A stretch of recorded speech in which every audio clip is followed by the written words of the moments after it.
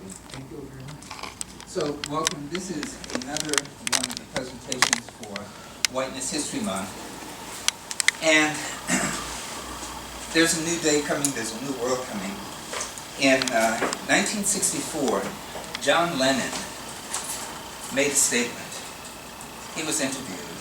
The Beatles, of course, in '64 were just coming into great notice, and he was interviewed in England. And I have some figures. The article was 2,193 words long. There's a paragraph that was 93 words long. And it made no sensation until it came to the news about 4 months later.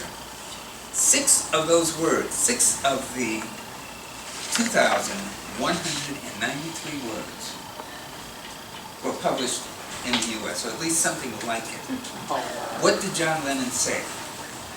Quote you. I read the whole article. I'll quote you. We are more popular than Jesus. And I remember that because I immediately figured out what he meant. Well, a lot of other people did not figure. In fact, some of the news folks put, the Beatles say that they are bigger than Jesus. Not his words. And unfortunately, as a result of that, there were thousands of people who were angry with the Beatles because something they read that he had not said. And I do recall seeing at least one on TV at the time, 1964, of Beatles records burning. All because someone put it out there that John Lennon had made that comment. He spent months explaining what he meant. And what he meant was very simple. It's a shame that we're more popular than Jesus. That's what he meant. And that's what he kept saying over and over again. The fourth estate, maybe, has a job. They have an obligation. And that is to print and disseminate the truth. Not to take it and cut it into snippets and then editorialize.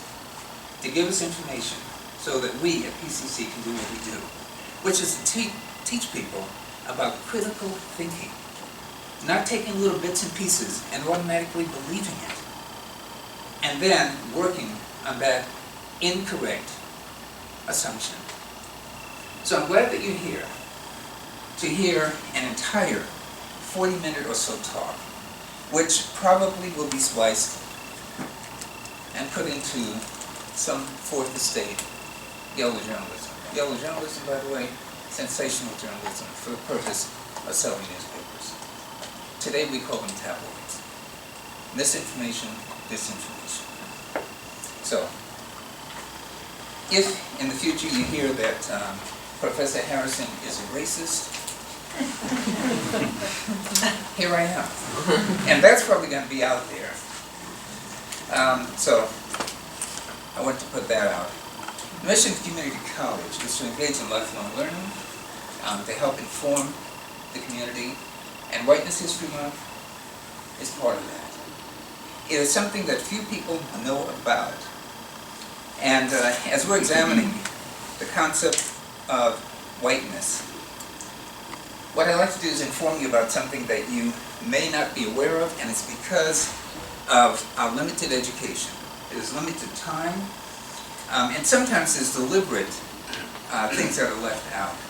And when we hear about things that we're not aware of, there's a tendency to be very angry. There's a tendency also to not believe what we hear because we've never heard it before. Again, in terms of putting information out, one of the things, interestingly, that came out the last time I spoke here 2 weeks ago is that it's my opinion. I remember when I taught high school, one student said, well, that's your opinion, and this is mine. I said, yeah, but mine's based on facts. So, I don't do this often when I speak, and I do speak around town, but some of the places where I get information,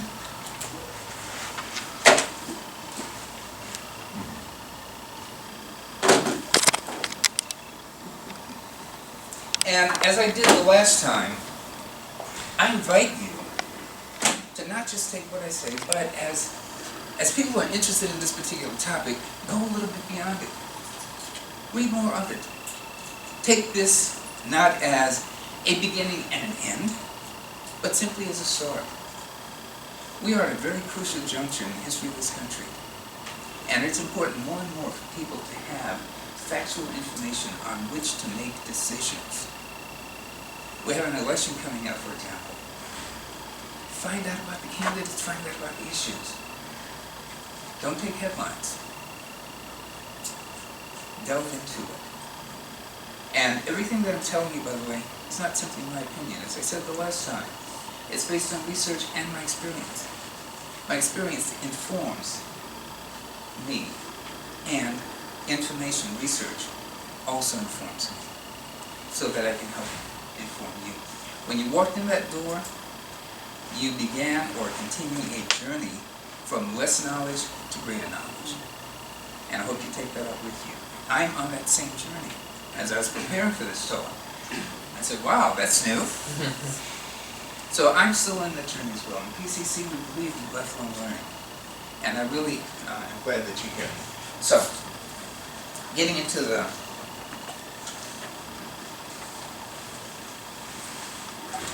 bulk of my talk about how is it that some human beings became white. One of the things that you may not know is not everyone who today says they're white was white. In fact, less than 100 years ago, some people who today say they're white were not white. They were something else. So how did they become white? And more importantly, why did they become white? In this country, there is a cultural border between white people and people of color. But that border is not fixed. It has changed, and it is changing. So I'd like to give you some background information. Some things that we do know, and some things that perhaps you're not aware of. For example, you're probably all aware of 1776, Thomas Jefferson. We hold these truths to be self-evident that all men are created equal. That who's created equal has changed over time. 1787, the Grand Convention. We call it the Constitution Convention. They didn't because it was secret. But the Grand Convention created a new Constitution. 1789, George Washington becomes President of the U.S. We all know that. But do we know one of the first laws passed by Congress? March 26, 1790. It dealt with, ready for this, immigration. And what that law said is that essentially only white people could come here and become citizens. Took 2 years. If you move here and you're white, you live here for 2 years, you become a citizen. That was defining. And that is one reason why people who came here later on and were not regarded as white wanted to become white. Therefore, you become a citizen. You can vote. At that time, if you're male and 21, a phrase from the 19th century, early 20th century, free white at 21, meant that you had power. Secondly, you could own land. You were legitimate if you were white. By the 1840s, this country, the bulk of the country east of Mississippi, had been bifurcated. By the 1840s, most, not all, but most American Indians had been removed from east of the Mississippi River. And east of the Mississippi River, with a few exceptions, you were either white or you were black. If you were white, it meant one thing, and if you were black, it meant another thing.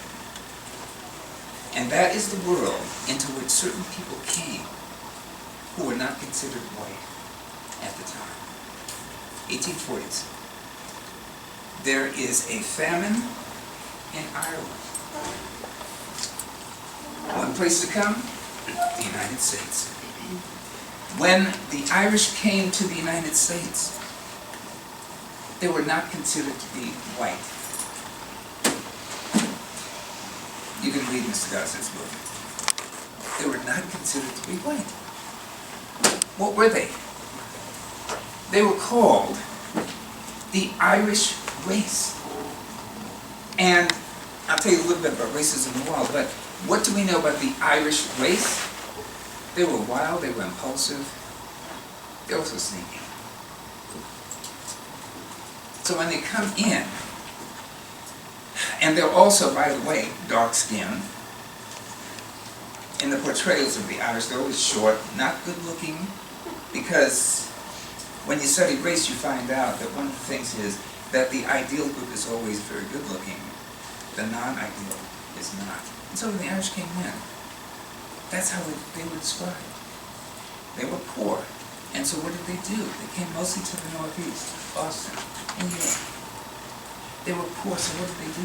They lived with poor people. Who were poor people? There's some poor whites, there's some poor blacks. And they were all poor. Very soon, in terms of equality, by the way, the Irish did not meet equality at all, for several reasons. There's an intersection here of ethnicity and religion. They were Catholic, heavily discriminated against in this country in the 1840s. They didn't speak English. They spoke some language, but not English. And, of course, you know they're drinkers. This is all within that we know you type thing of racism. So they arrive here, and what do? They meet blacks. What's the relationship between blacks and whites? There's a book, How the Irish Became White, and it details a lot of that relationship. Poor people and poor people met and got along. If we go back in history, 1770, by the way, before the American Revolution, there's a black man, black Indian man, named Crispus Attucks. He was the leader of an Irish gang in Boston. He was also killed, the first hero, if you will, of the American Revolution. Irish and blacks got along well. They were poor people. Frederick Douglass, in the 1840s, went over to Ireland and he spoke to the Irish. Good relationships there. Late 1840s, several people realized that blacks are a despised group, and if we hang around with them, we will be considered despised as well. There are signs that said things like, if there's a job, no Irish need apply. That, according to my research, by the way, there were signs like that as late as the early 1900s in New York State. But the Irish are not considered to be white people. Signs in the parks. No Irish, dogs, or Negroes. So what some Irish began to do was to distance themselves from blacks. They were competing, by the way, for the same jobs. And by distancing themselves, they were trying to ally themselves with the ideal folks who were whites. And so slowly, the Irish began to move away and do something that was not, again according to my research, part of the Irish character in Ireland. They did not know this color, skin color racism. It did not impact them until they got here and ran into this society where in the East you were either white or black, superior or inferior. And coming in, they were, you know what they're called? Other than names, they were labeled. They were called foreigners. People who didn't belong. So you had blacks, whites, and foreigners. And where did they fit in? They really didn't. Because you have to be either black or white. Given the choice, many of the Irish moved towards being white.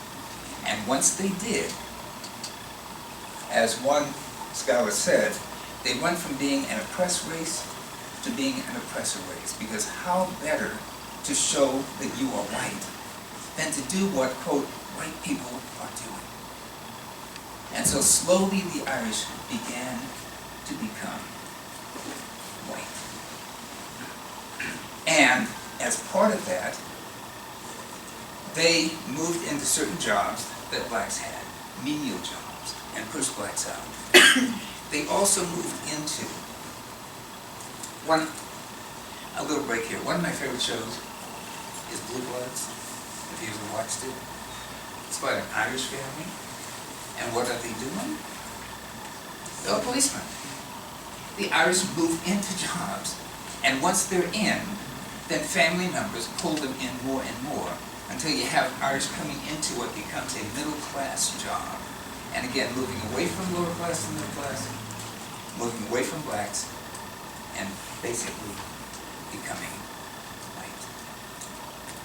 So that's one group. There's another theory. It's, in fact, Schlesinger talks about it. It's the barbarians at the gate. Okay, there's the door to America, we're in, keep everybody else out. So once the Irish become accepted, then they don't want other groups coming in. Those are now the barbarians. They were the barbarians, and now the outsiders are barbarians. And so the Irish become as prejudiced as any other group. Now, at this point, I need to tell you, when I'm using that, I am using a generalization. It does not mean every single person of Irish descent, but just the group as a whole begins to move. And whether you like it or participate in it, you benefit from that movement. Because there are a number of Irish in the U.S. who fought with blacks for civil rights, anti-slavery movement, and so forth at that time. So I just wanted to make that clear. So that's one. In the 1880s, there was another group of immigrants coming in, a whole set of immigrants. And at this point, I need to mention something that we keep hearing quite a bit today, and that is about America is a land of immigrants. It's a trope. It's a concept that I think has to be re-examined. There are some folks who are immigrants. There are some folks who are here. There are some folks whom I call settlers. Those who came to the colonies, they were not immigrants, they were settlers. They pushed some folks out. Once the U.S. became a country, then you can have immigrants coming in, or borrowing them. But the old trope that we are a nation of immigrants is not exactly so. It's a little bit of a mythology. My people were not immigrants. We were forced here. So that's one. But the immigrant myth continues on. And again, you hear it in politics today. My father came from, my mother came from, as if we're all immigrants. We're not. So, 1880s, new groups of immigrants started coming in because of conditions in Europe, and specifically one country that suffered from a tremendous amount of poverty in the 1880s, 1890s, so that 10% of that country's population left. And they came to two major places. Brazil was one, and the U.S. was the other. They were Italians. When the Italians came, they were not considered to be white.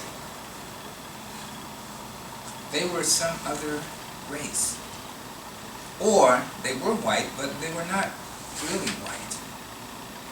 One of the things that you need to know is that today we may say that people are either white or black or Latino and so forth. But in the 1880s, 1890s, there's not a single white race. Mr. Ripley wrote a book, The Three Races of Europe. The Nordic race, the northern folks, German, Scandinavian, and so forth, who were blonde, tall, good-looking, intelligent. And then the Alpine folks, France, Switzerland, dark-haired, moderately intelligent. And then the Mediterranean folks that swoop around Africa and Southern Europe, including the Spaniards, Italians, Greeks. They were Mediterraneans. They were the inferior white race. And they were coming in large numbers. When this new immigration occurred between 1885 and 1920, there were newspaper articles, yellow journalism, sensationalism, that said we are being invaded by a horde of inferior people. Those were the Italians. The Italians were not white in 1885. By the 1940s, the Italians were white. As I said, this whole whiteness thing is moving on. And so the question is, how and why did Italians become white? So at this point, let's talk a little bit about race. As I said, Mr. Ripley writes a book, The Three Races of Europe. There are others who categorize Europeans into 40 different groups. And they have the superior groups, the inferior groups. The Italians, and especially, talk about race. What race were the Italians? They were the Italian race.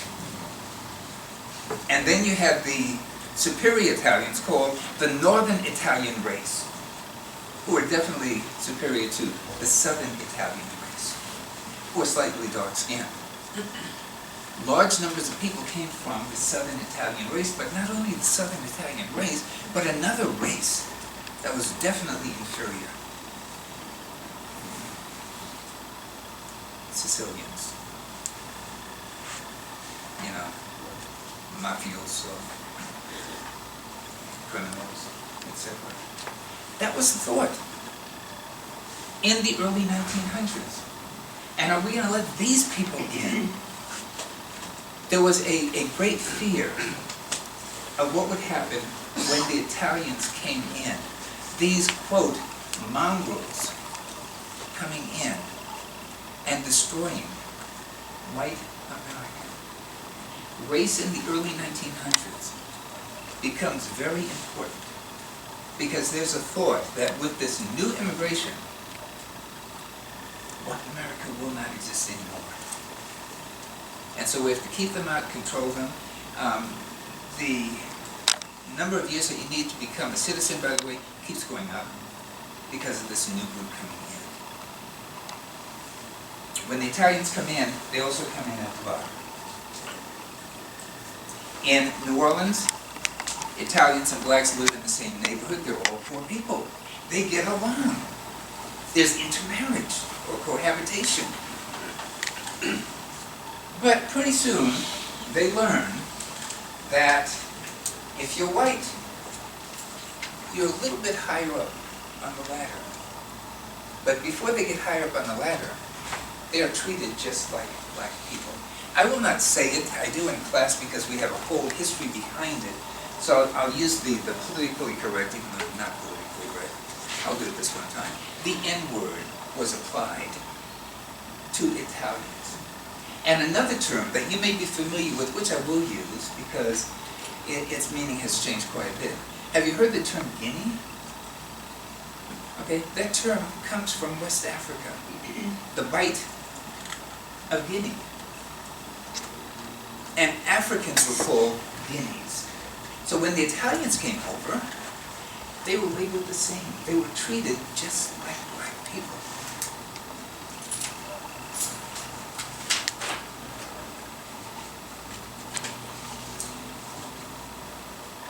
A large number of southern plantation owners thought of Sicilians as a white-skinned Negro.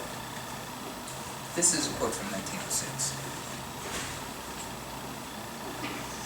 Since Italians were willing to do menial work, some thought that it indicated Italians lacked dignity. So to gain dignity, you had to abandon menial work, and you had to abandon working with colored folks. And Italians began to do that. But before that, remember, they're still thought of as these foreigners, these inferior whites. In New Orleans, the police chief was assassinated. And supposedly, because we don't know this, but supposedly, as he lay there on the street dying, he said, "Where's the mafia?" Nobody saw it. Well, the folks who killed him did. But they're not independent folks. So what did they do? It was round up the usual suspects. Susan Smith, my kids were drowned. This black man grabbed my car. And where are my kids? It later turns out she killed her kids. But it was a black man. Why? Because, you know, that's what black people do. So why do you grab Italians? Because that's what they do, and especially if they're mafia folks. So dozens were rounded up, they were put in jail, and then the trials began. Found not guilty, okay, let them all go, because we don't know, there are no witnesses. Before they're let go, a bunch of good old boys break into the jail. What does the sheriff do? They're gone. The largest single mass lynching in this country's history. 11 Italians, 1891, in Louisiana. Why? Because they're basically white-skinned Negroes. So how do you get away from that? You again move back and away from it. It's a time when race becomes so very important in this country.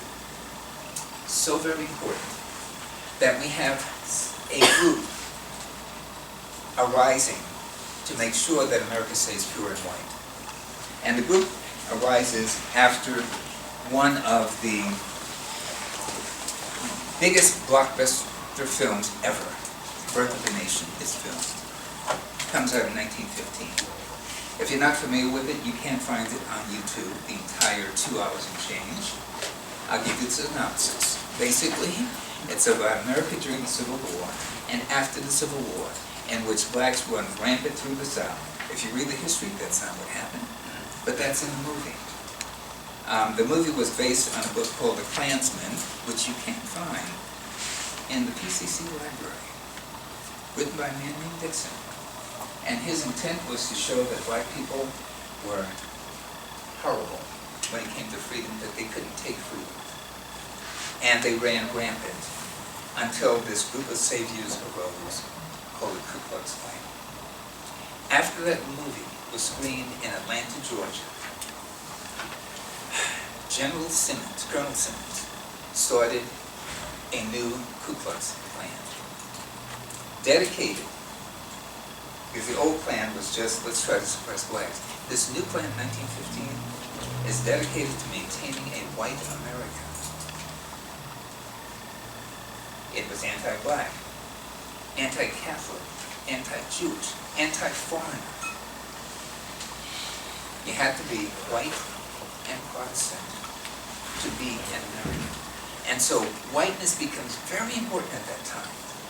And then we have, in 1914, a war beginning in Europe. The U.S. becomes involved in 1917. And again, we have a xenophobic reaction. And this reaction, by the way, is toward another group of white people, Germans. And the publicity that goes out is that the Germans, and they were labeled, by the way, by the name of another group, they're called Huns. I don't think Attila would have liked that, but anyway, they're called Huns. And they are mean, vicious white people, as opposed to the English and the Americans, who are nice, sedate white people. And very quickly, a lot of people in this country became anti-German. That kind of xenophobia, along with the Klan xenophobia, there's this tentativeness about being white. And we have to protect it through lynching, through beating people up. Many Germans, a friend of mine, whose grandfather went through this time period, told me about it. Because she said, yes, we're German, my grandfather's German. I said, so do you speak German? I encourage people, please, learn a second language. You know the old joke. You speak 3 languages, you're trilingual. 2 languages, bilingual. 1 language, you're American. So I encourage people, if in your family speak this, and she said, we never did. Our grandfather forbid us to speak German. Why? Because he remembered those times when it wasn't good to be German. And we even changed things. You may not be aware of it, but if you go and you eat something at a baseball game and they just put some mustard and so forth, and we call it a hot dog, it used to be called a Frankfurter. That's German. Dachshunds, for a short period of time, were called Liberty Pups. Do you remember Freedom Fries? Do you remember Freedom Fries? No, seriously, this is xenophobia. And it is white, Protestant, English-based folks basically holding back the horde. The German thing goes away very quickly, but then it gets turned on the Italians. And we have in the 1920s a stop or almost stopped immigration. We don't want people coming in to ruin this country. So the folks who are here, what do they do in order to move up? They have to become white. And how do you become white? You move away from anyone who is not white. Unions began barring white people. And so if you want a higher paying job, you better be white. You want to be a citizen, you better be white. And there are court cases where people go to court for the court to tell them that they are white. And the court decides by, if you look white, and we think you're white, then you are white. So what happens if you're dark-skinned Italian? You're not white. Your brother, who's light-skinned Italian, is white. There's a danger there. But that's why some people became white. In 1901, W.E.B. Du Bois, black intellectual, sociologist, we call him a historian here. Web Du Bois has a very famous phrase, and it says simply, the problem of the 20th century is the color line. He was very prescient. I'm hoping that the success of the 21st century is the erasure of the color line. When we get to a point where we do not follow Arthur Comte de Gobineau, who was he? 1854, 1855, he wrote a series of essays, 2 huge volumes. He's a Frenchman, upper class, not top, but upper class. And he writes a book, or a series of essays, called On the Inequality of Mankind. And he sets out to prove, without, by the way, any kind of scientific fact, but he sets out to prove simply by asserting that there are 3 races of people: whites, blacks, and Asians. And whites are intelligent, etc., etc., etc. Asians, they're copycatters, they can't mix. And blacks, they're good followers, but they can't initiate anything. He says that, and it's accepted. Houston Stewart Chamberlain, an Englishman who wished that he were German, actually goes to Germany, marries a German woman. He takes that into account as well. And he writes a book about the white race and how it's in danger in the 1890s. Madison Grant, 1916, writes another book, The Passing of the Great Race, in which it is a warning to white people in the U.S. If you don't stop those immigrants, the white race, which is the great race, is going to pass away. And how does that happen, by the way? The big boo-boo of many races at that time was something called intermarriage. That the inferior whites will marry with the superior whites. Or worse than that, inferior blacks might marry superior whites. And then something called race suicide will occur. That's what he says. It's a warning. The reality?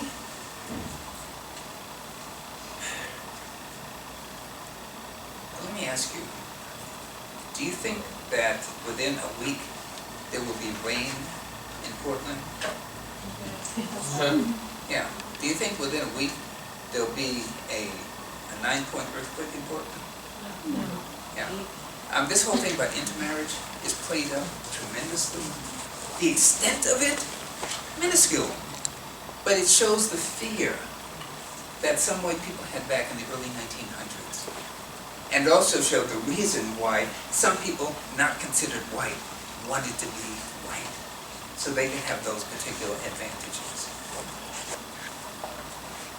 So, if you are of Irish descent or Italian descent, you're not officially white. Oh, by the way, the Polish race, they weren't white. Brits were not white. Hungarians were not white. Slowly but slowly, they became white. So, that whole movement along the line of what is white, it's not fixed at all. Not at all. And what it does is, it provides something, again, that you need to look up. Something called white privilege. The privilege of having white skin. Which a lot of people say, I don't believe it. But again, if you've never heard of it, there's a tendency to doubt it, to dispute it, and to say, that's not true. I encourage you, if you heard anything that I said that you doubt, you can ask me about it, or you can do research. Okay, prove it to yourself, not to me. Prove it to yourself. There's a new world coming. In fact, it's already here. Thank you. Open for questions.